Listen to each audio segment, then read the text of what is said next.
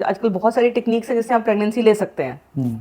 Natural के चक्कर में नॉर्मल वाला जो एज है वो निकल जाती है और जो थोड़ा बचा हुआ है वो भी खत्म हो जाता है। उनका मसल मास लॉस हो जाता है, तो थकावट रहती है, उनका काम करने का मन नहीं करता, परफॉर्म करने का मन नहीं करता, सेक्सुअली इनएक्टिव रहते हैं लोग। हाँ, मतलब शादी के बाद एकदम पेट क्यों बढ़ जाता है? सही बात है, खाने से बढ़ता है। शादी के बाद पेट खाने से ही बढ़ता है। टाइमिंग को लेके, साइज को लेके बहुत so गलत many फहमी है, myths हैं। बहुत गलत फहमी। तो ये जो गलत फहमियां हैं, they need to be taught to the children also. उनको लगता है कि ये मल्लम लगाएंगे, ये लगाएंगे से ये लंबा हो जाएगा, ये मोटा हो जाएगा, ऐसा कुछ नहीं होता।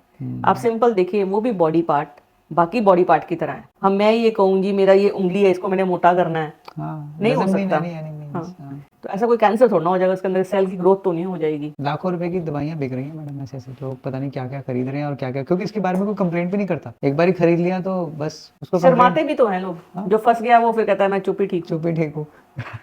मेरा मजाक उड़ेगा। सही बात है। और इसके बारे में लाइफस्टाइल को लेके और एनवायरमेंटल हेल्थ को लेके या और हम चीज़ों को क्या डिस्कस कर सकते हैं, मतलब जो मिथ्स एंड फैक्ट्स इसमें क्या है? कल शादी की एज ही लेट हो गई है। हाँ, एज फैक्टर बहुत था। सेलिब्रिटीज को तो देखते ही हैं, वो 40-50 चल रहा है। Recently one of the celebrities got married. देखो, सेलिब्रिटीज और एक लोग नॉर्मल पॉपुलेशन का बहुत फर्क है। शादियां टूटने का मेजर कारण शादी लेट हो रही है, समझौता हम करना नहीं चाहते, and plus the respect of the relationship is not taught anywhere. देखो, दोनों बच्चे अलग अलग फैमिली से आ रहे हैं, अलग अलग कल्चर से आ रहे हैं, बिल्कुल। तो उनका अपना कल्चर, एक रहन सहन है। वो दो रहन सहन को आपस में जोड़ना बहुत सारा कारण टूटने का। तो ये फिल्में हैं हमारी जो शादी की बहुत ही रोजी पिक्चर पेंट करती हैं। सही बात है। हाँ, उसका रियल पिक्चर नहीं दिखाती कि Right. तुम्हें कहीं ना कहीं उसको समझना है। प्रैक्टिकल लाइफ अलग है। प्रपोज करे तो मुझे यहाँ करे, ये हाँ, करे, वो हाँ, करे। हाँ। सबको अपनी रिक्वायरमेंट्स पता है, ड्यूटीज नहीं पता। राइट्स तो हर जने को पता है, मेरा ये राइट है। Same is for women also, same is for main also. मैं ये कहूँगी सिर्फ आदमियों को नहीं पता, इट्स नॉट लाइक दैट। हाँ, मतलब शादी के बाद एकदम पेट क्यों बढ़ जाता है?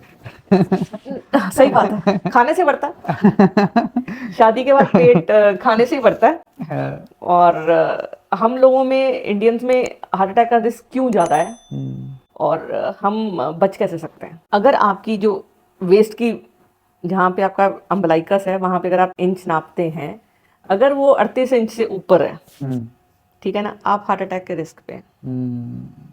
उसका बेस्ट है कैल्शियम स्कोर कराना। बहुत सिंपल एक टेस्ट है जिसको कहते हैं हम calcium score of the heart, या फिर उसको कहेंगे हम सीटी स्कैन से, हम सीटी एंजियोग्राफी बोलते हैं उसको। मतलब उसमें एक डाई इंजेक्ट कर देते हैं और सीटी स्कैन ले लिया जाता है और उससे देख लेते हैं कि जो वेसल है वो कितनी ब्लॉक हो रही है, कितनी खुली है। सीटी एंजियोग्राफी सिर्फ 3 मिनट का टेस्ट है। सिर्फ ये है कि आपकी जो धड़कन होनी चाहिए वो थोड़ी कम होनी चाहिए। वो आप अपनी मेडिसिन से वो कर लेते हैं कम। और वो टेस्ट अगर जो रिस्क पे हैं, खासकर जिनकी फैमिली में किसी को हार्ट अटैक है, किसी को ब्लड प्रेशर की बीमारी है, डायबिटीज़ है, कोई मोटापा है जिसको, कोई सांस फूलता है, उन लोगों को ज़रूर कराना चाहिए। हार्मोनल इम्बैलेंस पर अगर हम देखते हैं तो हार्मोन इम्बैलेंस आजकल काफ़ी ज़्यादा कॉमन हो रहा है। एक तो बहुत सारी दवाइयाँ जो हमारी हैं, मतलब सॉरी पेस्टिसाइड्स जो डाल रहे हैं, उसका इफेक्ट है हमारी बॉडी के ऊपर। खासकर there are certain lead paints, lead का बहुत डैमेज है टेस्टोस्टेरोन के लेवल पे। खासकर पेंट इंडस्ट्री में जो लोग होते हैं, जो पेस्टिसाइड्स डालते हैं, केमिकल्स जो डील करते हैं, और वो जो अपने प्रिवेंटिव गैजेट्स हैं, जैसे ग्लव्स नहीं पहनते, हाथों से काम करते हैं, सारा स्किन के थ्रू सारा एब्सॉर्ब हो जाता है। दूसरी बात है कि मास्क पहनना उनको हमेशा। स्प्रे के जब वो करते हैं, जो चीज़ नीचे डैमेज कर रही है क्रॉप्स में, वो आपकी बॉडी को भी डैमेज करती है। प्लस कुछ ड्रग्स हैं जिनसे हार्मोन इम्बैलेंस हो जाते हैं। मेल में सिम्टम्स कब आने शुरू होते हैं, कैसे पता लगता है, कैसे कि वो अब उसका वो देखो, ज़्यादातर मेल्स में जो हेल्थ जो है सब वो खराब फर्टिलिटी हो। है वो तो तभी डायग्नोज हो पाती है जब वो शादी करते हैं, इन्वेस्टिगेट कम करते हैं। पर कुछ मेल्स हैं जो शादी से पहले अपना टेस्ट करवा लेते हैं, जब उनको लगता है कि मुझे सेक्सुअल प्रॉब्लम है, तब वो कई बार अपने जब टेस्ट कराते हैं तब वो डायग्नोज कर पाते हैं अपनी प्रॉब्लम। कोई चीज़ खराब होनी शुरू हुई है, अगर वो टाइमली उसको फ्रीज करके रख लो, बाद में बढ़ाते रहो, इसमें टाइम खराब हो जाता है कि नेचुरल करेंगे, बिकॉज आजकल बहुत सारी टेक्निक्स है जिससे आप प्रेगनेंसी ले सकते हैं। वो नेचुरल के चक्कर में नॉर्मल वाला जो एज है वो निकल जाती है और जो थोड़ा बचा हुआ है वो भी खत्म हो जाता है। बॉडी में क्या चेंजेस आते हैं हार्मोनल इम्बैलेंस में, मतलब मेल में हार्मोन इम्बैलेंस में ये होता है कि उसकी ब्रेस्ट बननी शुरू हो जाती है, गायनेकोमास्टिया जिसको बोलते हैं हम। मोटापे वाले लोगों को हमने बहुत बार देखा होगा कि उनकी ब्रेस्ट बनी हुई होती है। कुछ तो मोटापा होता है, कुछ ईस्ट्रोजन का लेवल जब बढ़ जाता है फीमेल हार्मोन का, तो उनकी ब्रेस्ट बन जाती है। फिर उनका हेयर लॉस होता है। जो उनकी दाढ़ी मूछें कम हो जाती है, शरीर पे बाल कम हो जाते हैं, तो ये सारे लो टेस्टोस्टेरोन की निशानी है। उनका मसल मास लॉस हो जाता है, तो थकावट रहती है, उनका काम करने का मन नहीं करता, परफॉर्म करने का मन नहीं करता, सेक्सुअली इनएक्टिव रहते हैं लोग। तो ये सारी निशानियां हैं इस चीज़ की कि आपके ग्रोइंग एज में होता है ये या नहीं, ये तो लेटर एज में। ग्रोइंग एज में जो आपको प्रॉब्लम होगी वो ये है कि आपकी हाइट जितनी बढ़नी चाहिए वो नहीं बढ़ेगी, आपकी दाढ़ी मूछें आनी चाहिए वो नहीं आएंगी, आपके नीचे बाल आने चाहिए, ये बाजू के नीचे बाल होते हैं वो आने चाहिए, छाती पे बाल आने चाहिए, वो नहीं आते, फिर हाइट नहीं बढ़ेगी। और अगर आप में कोई भी कमी है, विटामिन डी की कमी है, विटामिन B12 की कमी है, ये 2 मेजर विटामिन हैं, और कुछ प्रोटीन्स हैं जो अगर आप पूरा प्रोटीन नहीं ले रहे, ये कुछ अमीनो एसिड दाल में है, कुछ चावल में है, अगर आप दाल चावल मिला के नहीं ले रहे हो और एक ही चीज़ खा रहे हो तब भी आप में डेफिशिएंसी होएगी। वो तो फिर न्यूट्रिशनल डेफिशिएंसी है, किसी भी फॉर्म में हो जाए आपको दिक्कत आएगी। धोती पहने तो बहुत ही बढ़िया है।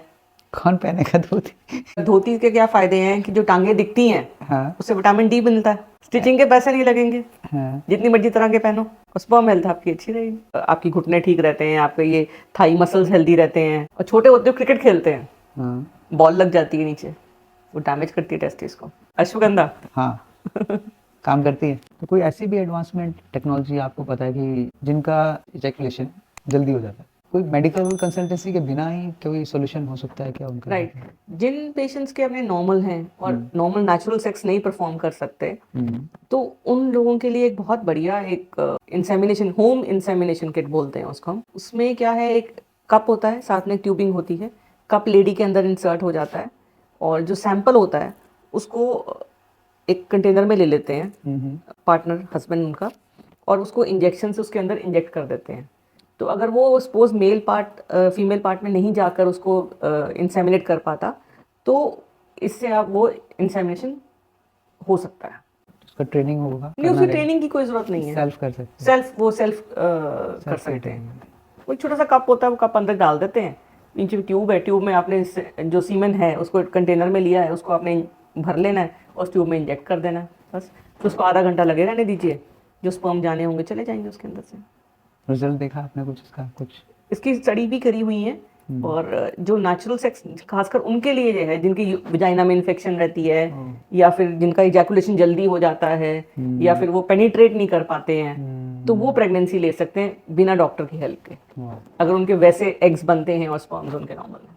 तो ये मटेरियल से कोई इन्फेक्शन तो नहीं, ये तो बिल्कुल इनर्ट मटेरियल होता है, मेडिकली टेस्टेड है, मेडिकल ग्रेड का है। छोटी छोटी सी हम लाइफस्टाइल के बारे में बात करते हैं, जो मिथ्स है या भ्रांतियां हैं, वॉशरूम मिस्टेक्स, हाइजीन मिस्टेक, और सम सीटिंग पोस्चर्स और समथिंग। फर्श पे बैठ के लोग मोबाइल चलाते हैं, सीट पे बैठ के घंटों बैठे रहते हैं मोबाइल पकड़ के, उनको पाइल्स हो सकता है, बवासीर की शिकायत हो सकती है। रीजन क्या है? बैठना या ज्यादा देर तक बैठना, ज्यादा देर तक जगह पर बैठना। हाँ, उस जगह पे ज्यादा देर बैठना, ग्रेविटी सब कुछ नीचे खींचेगी। ओह, वो लगे रहते हैं घंटों घंटों रील्स में। और any other reason that you can see? जो साइकिलिंग करते हैं इतनी देर, मोटरसाइकिल चलाते हैं, मोटरसाइकिल का जो आगे वाला हिस्सा होता है वो इतना गर्म होता है, टंकी, हाँ टंकी आगे लग के इतनी लंबी मोटरसाइकिल चलाएंगे विदाउट एनी गार्ड। और छोटे होते हो क्रिकेट खेलते हैं, बॉल लग जाती है नीचे, वो डैमेज करती है टेस्टिस को। तो हमेशा बच्चों को गार्ड बनाना चाहिए फॉर दैट मैटर, कोई भी गेम्स खेलते हुए। तो आपको कहने का मतलब है बाइक चलाने के टाइम पे गार्ड होना या तो फिर जब आप बैठे हैं बाइक के ऊपर तो गर्म है तो थोड़ी देर एटलीस्ट आधे घंटे बाद उठ के चले फिरिए। तो कंटिन्यूस 2 घंटे अगर आप कंटिन्यू बाइक चलाएंगे तो आपका जो आगे का इंजन है वो भी गर्म हो जाएगा, आपकी सीट भी गर्म हो जाएगी, बाहर टेम्परेचर तो हाई है ही है। क्योंकि ओवरऑल जो स्क्रोटम का टेम्परेचर है वो 2 डिग्री कम है बॉडी से। बॉडी का टेम्परेचर 37 डिग्री सेंटीग्रेड है, तो स्क्रोटम का टेम्परेचर 35 डिग्री सेंटीग्रेड है। इसीलिए उसकी जो स्किन होती है वो बहुत सॉफ्ट होती है। उसको आप ज़्यादा गर्म रखेंगे, ज़्यादा टाइट रखेंगे तो फिर टेस्टिस तो डैमेज हो ही जाएंगी। क्लोथिंग के बारे में, टाइट क्लोथिंग, टाइट अंडरवियर्स नहीं पहनने, और टाइट जीन्स नहीं पहननी, कॉटन के कपड़े पहनने हैं, लूज कपड़े पहनने हैं। धोती पहने तो बहुत ही बढ़िया है। कौन पहनेगा धोती? आ जाएगा, we should feel proud about dhoti. धोती के क्या फायदे हैं कि जो टांगे दिखती हैं, हाँ, उससे विटामिन डी मिलता है। हमारा बॉडी एक्सपोज ही नहीं है, इसलिए तो हम विटामिन डी में इतने डेफिशिएंट है। तो हम धूप में नहीं निकलते और बॉडी हमारी एक्सपोज नहीं है, तो विटामिन डी बनेगा कैसे? आप MBBS डॉक्टर हैं मैम, आप धोती प्रमोट कर रही हैं। नहीं, इट इज नॉट दैट कि मैं धोती प्रमोट कर रही हूँ। हाँ, मैं तो ये कह रही हूँ कि जो हमारे क्लोथिंग है वो हर एरिया के हिसाब से बनी हुई है। ये धोती के फायदे हैं। गुड। स्टिचिंग के पैसे नहीं लगेंगे, हाँ। जितनी मर्जी तरह के पहनो, और स्पर्म हेल्थ आपकी अच्छी रहेगी। एक वो बोलते हैं कुछ, एक कान पे डाल के उसको टाइट करके फिर वॉशरूम जाना चाहिए, या बैठ के वॉशरूम जाना चाहिए नहीं। मेल को, या खड़े होके जाना चाहिए बाथरूम एज अ मेल के लिए, as a I will have to study that. इसका उसका कितना इम्पोर्टेंस है? एक्यूप्रेशर, जनेऊ का रोल जो आप पूछ रहे हैं मुझसे, जी। उसका एक्यूप्रेशर पॉइंट्स होंगे। ठीक है। तो नहीं मतलब सीटिंग पोस्चर कितना है, मतलब मेल्स के लिए वॉशरूम में जा करके खड़े होके करना या बैठ के करना, how much that important, like अभी तक तो हमें ऐसा कोई डिफरेंस पढ़ाया नहीं गया वैसे। Is not a study, proven study, हाँ। कुछ ऐसा नहीं है। Definitely Indian seat is better than English seat, because it takes care of your constipation and आपकी घुटने ठीक रहते हैं, आपके ये थाई मसल्स हेल्दी रहते हैं। एनी हर्ब जो बहुत फेमस है? अश्वगंधा। हाँ। काम करती है? It works. करती है, बट उसकी ओरिजिनल होनी चाहिए। ओरिजिनल होनी चाहिए, एंड क्योंकि आयुर्वेदिक हर्ब्स की एक स्पेसिफिक चीज है कि वो हर इंडिविजुअल के हिसाब से काम करती है। वही माँ की दाल किसी के लिए स्वादी और किसी के लिए म्यादी, एसिडिटी बना रही है, एसिडिटी बना देती है किसी को, और किसी के लिए पित्त शांत करने का बहुत बढ़िया है, कि जिनकी पित्त बहुत हाई है उनके लिए माँ की दाल ठंडा करने के लिए बहुत अच्छी है। लेकिन जिसको नहीं जरूरत उसके तो जोड़ों में दर्द हो जाता है माँ की दाल खा के। क्योंकि जो एलोपैथी है वो एक बहुत बड़ी स्टडी पे हुई है। जितने भी आयुर्वेदिक की बेसिक मेडिसिन स्टार्ट हो गई हैं वो इंडिविजुअलाइज होने वाली मेडिसिन हैं। जब तक आपका वात पित्त का फुल बैलेंस आपका पता नहीं करेंगे तो बताओ एक ही गोली हर जने को कैसे दे देंगे। और इसीलिए ये नहीं है कि हर्बल मेडिसिन का साइड इफेक्ट नहीं है, उनका भी है। आप प्याज ज्यादा खाओ आपके मुंह में छाले हो जाते हैं, राइट। तो इसका मतलब ये नहीं कह सकते वो हर्बल है तो वो नॉर्मल है। तो ये जो जितना भी हम बात करते हैं कि जितनी भी ऑल्टरनेटिव मेडिसिन हैं वो भी एक मेडिसिन इसीलिए बोली जाती है because it's not routine food. उनमें से कुछ चीजें आप खा सकते हो रोज जो हमारे फूड में ऐड हो गई हैं, लेकिन अगर हम कहें ये मेडिसिन है और इसको हम रूटीन खा लें, ऐसा नहीं। Without knowledge of the expert. देखो शादी करी है, अगले महीने प्रेग्नेंट हो गए, ना तो वो शादी इंजॉय कर सकते हैं, राइट। प्रेगनेंसी वो अबॉर्ट नहीं करा सकते, ठीक है, ना वो उसको झेल सकते हैं। सेक्स की फ्रीक्वेंसी बहुत इंपॉर्टेंट है। आजकल दोनों पार्टनर्स बहुत ज्यादा बिजी रहते हैं। हस्बैंड ने आना है तो हम वाइफ के सारे प्रॉब्लम सेट करके रखते हैं, तभी जब भी वो आते हैं तो वो अपनी वाइफ से सेक्स करते हैं तो वो प्रेग्नेंट हो जाती है। क्योंकि मैंने देखा है पेशेंट्स परफॉर्म नहीं कर पाते, हस्बैंड वाइफ का आपस में झगड़ा हो जाता है, एक दूसरे को रिस्पॉन्सिबल ठहराने लग जाते हैं, तेरी वजह से नहीं हो रहा, तेरी वजह से नहीं हो रहा, तूने ये नहीं किया, तूने वो नहीं किया। ऑयल बिकते हैं बहुत महंगे महंगे, सांडे का तेल कुछ करके वैसे कोई जानवर का कोई एक आता है, बहुत महंगा तेल होता है, बहुत लोग पागलों की तरह क्रेजी होके खरीदते हैं। देखो अभी तक तो कोई टेक्निकल स्टडी ऐसी है नहीं है, क्योंकि अगर होती तो अभी तक तो उसका तो सॉल्ट निकाल लिया जाता बाहर। डेफिनेटली खाने वाली कुछ चीजें आर्जिनिन और कोएंजाइम Q10 वगैरह हैं, पर इनडायरेक्टली ये आपके हार्मोन्स और बॉडी की ओवरऑल हेल्थ को इम्प्रूव करेंगे, तो आपका जो इरेक्शन है वो ठीक हो जाता है। सप्लीमेंट्स कितना रोल प्ले करते हैं? काफी रोल प्ले करते हैं सप्लीमेंट्स। लेने चाहिए exactly, but with the consultation. Exactly. अब सप्लीमेंट कोई इनको टेस्टोस्टेरोन का सप्लीमेंट दे दे, हाँ, उनका तो पीड़ा गर्क हो जाएगा। सही है। टेस्टोस्टेरोन के लिए लोग जिम में और यहाँ सब बहुत ज्यादा इसके लिए वो करते हैं, तो क्या right? Testosterone is a dangerous hormone. वही वाली बात है, ये तो दो धारी तलवार है। एक्सपर्ट के हाथ में तो ये फायदा करेगी और इनएक्सपीरियंस के लिए तो ये काट डालेगी। क्या नुकसान करेगी? यंग मैन जिसका टेस्टोस्टेरोन लेवल लो है, जो कि नहीं होना चाहिए, ठीक है, कारण नहीं पता करेंगे और टेस्टोस्टेरोन के इंजेक्शंस लगा देंगे, जो थोड़ा बहुत स्पर्मेटोजेनेसिस या टेस्टिस काम कर रही है, टेस्टिस सुपर जाती है। टेस्टोस्टेरोन के इंजेक्शन जैसे लगेंगे, टेस्टिस जो नॉर्मली 12 से 14 सीसी वॉल्यूम की होती है एक, ठीक है ना, 8-9 पे तक चल पाती है, टेस्टिकुलर फेलियर में चली जाती है, काम ही करना बंद कर देती है। टेस्टिकल एग्जामिनेशन बहुत इंपॉर्टेंट है, हमने बात भी करी, मेरे पास तो बहुत सारी स्टोरीज हैं कि वेरिकोसील एग्जामिन ही नहीं होता। जो सीमेन का सैंपल है वो नॉर्मली एक ही लेवल पे नहीं रहता, बट वो रेंज में रहना चाहिए। अगर वो रेंज से बाहर जाता है तो उसका कोई कारण है, कम ज्यादा हो सकता है। अगर 20 to 50 का माने नॉर्मल है तो 20-50 के बीच में घूमना चाहिए उसको। लेकिन अगर वो 8-9 जाता है या उधर बहुत ज्यादा हो जाता है तो हमें कारण ढूंढना है, क्या कारण है। और अब डायबिटीज इतनी ज्यादा आ रही है, डायबिटिक्स में बहुत प्रॉब्लम है इनफर्टिलिटी की, फंगल इन्फेक्शन बहुत कॉमन हो जाती है, खुद को भी होती है और पार्टनर को भी बारी बारी इन्फेक्ट हो जाता है, बिकॉज शुगर्स उनके सीमन में बहुत हाई होते हैं। और दूसरी बात है कि उनकी जो नसें हैं वो कमजोर हो जाती हैं, तो इरेक्टाइल डिसफंक्शन होता है उनको। तो ये बहुत जरूरी है कि अपना डायबिटीज आप अपना कंट्रोल करें। वीकली सेक्स की फ्रीक्वेंसी बहुत इम्पॉर्टेंट है। आजकल दोनों पार्टनर्स बहुत ज़्यादा बिजी रहते हैं, तो जो एग होता है वो सिर्फ 12 घंटे के लिए रहता है, और जो स्पर्म होता है वो 24 घंटे के लिए रहता है। दोनों का आपस में सिर्फ 1.5 दिन का ही मेल हुआ, 36 घंटे में आपस में मिल सकते हैं। तो अगर 36 घंटे के दौरान आपका सहवास या संभोग नहीं हुआ तो आपकी प्रेगनेंसी नहीं होती। और ये बहुत सारे कपल्स को नहीं पता जो बाहर रहते हैं, जो ट्रैवलिंग जॉब्स करते हैं। टाइमिंग उसका मैच नहीं करता। टाइमिंग्स मैच नहीं करता। कितने कोई ऐसी स्टोरी जिसमें टाइमिंग मैच नहीं हुआ, टाइम किल किए जा रहे हैं, प्रेगनेंसी नहीं हो रही है। बहुत साइंटिस्ट और डॉक्टर्स को बहुत कॉमन है, फौजियों में बहुत कॉमन है।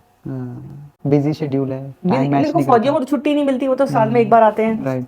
बट अब मेरी ये कोशिश रहती है कि बाय द टाइम दी फौजी सपोज टू कम बैक या हस्बैंड ने आना है, तो हम वाइफ के सारे प्रॉब्लम सेट करके रखते हैं। तब जब भी वो आते हैं तो वो अपनी वाइफ से सेक्स करते हैं, तो वो प्रेग्नेंट हो जाती है। और कई बार क्या है, लोग उनको बता देते हैं हम कि ये प्रॉब्लम्स आप दोनों में है। प्रेगनेंसी आपकी नेचुरल होने के चांसेस कितने हैं, नहीं होने के चांसेस कितने हैं, और आपको आईवीएफ या इक्सी करवाने की जरूरत पड़ सकती है। Right.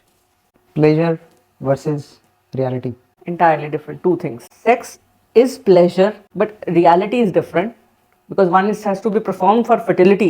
It becomes a mental stress.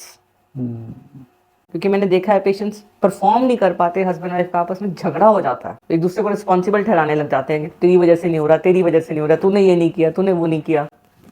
तो वो चीज़ थोड़ा सा अवॉइड करना चाहिए। मोर इम्पोर्टेंट इज कि जो रिलेशनशिप की इंपॉर्टेंस है ना, मेच्योरिटी जो कपल्स में होनी चाहिए, वो आजकल की ओवरऑल जनरेशन में थोड़ी सी मिसिंग है। ज्यादा मिसिंग है, थोड़ी ज्यादा मिस हो गई है। वो ज्यादा मिस इसलिए हो गई बिकॉज हर चीज बहुत इजीली मिलती है और हर चीज बहुत डिस्पोजेबल हो गई है। 15 मिनट में, आधे घंटे में पिज्जा आ रहा है। हर चीज 5 मिनट में चाहिए। हर चीज 5 मिनट में चाहिए। लेकिन बच्चा तो 9 महीने में पैदा होता है।